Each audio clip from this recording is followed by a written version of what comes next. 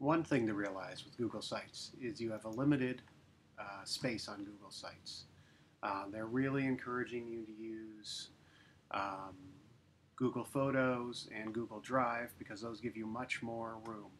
On your Google site, you only have room for about 100 megabytes of information. So if you start putting pictures, documents, and videos up there that are not through Google Drive or YouTube or uh, Google Photos, you'll soon use that up.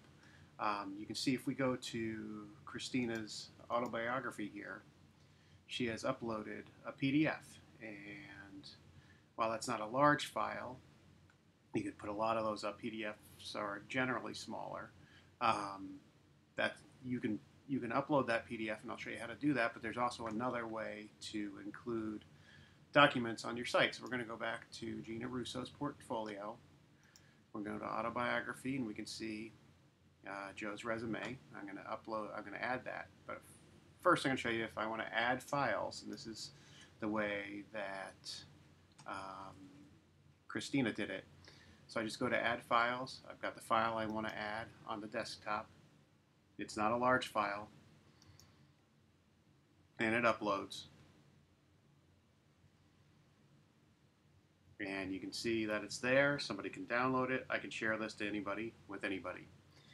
The second way to do this is to go into Google Drive. And if I were doing this and you were going to do it throughout your Google site, I would create a folder. And I'd name that folder ePortfolio. And you might want to give more information than that.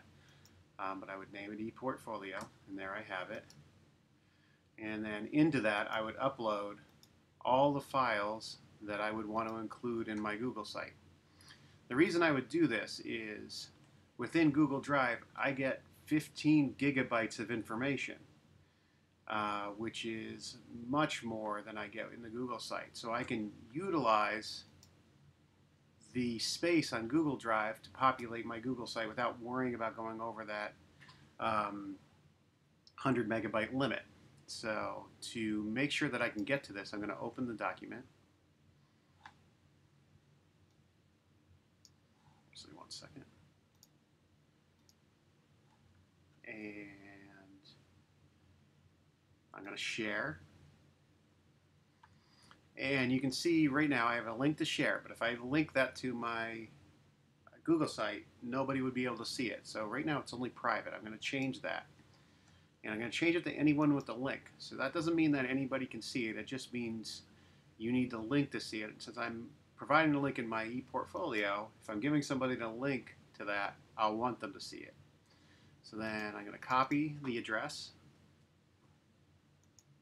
And I'm going to go back to my autobiography. I'm going to edit this page. And I'm going to go down and I'm going to highlight Joe's resume. And I'm going to put a link in there.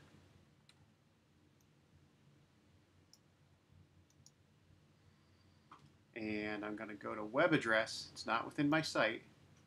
And I'm going to paste that in. And I'm going to say OK. And now you can see it's going there. And I'm going to save and I'll show you how it looks. Okay, there are two ways of getting to the same place. If I click on Joe's resume,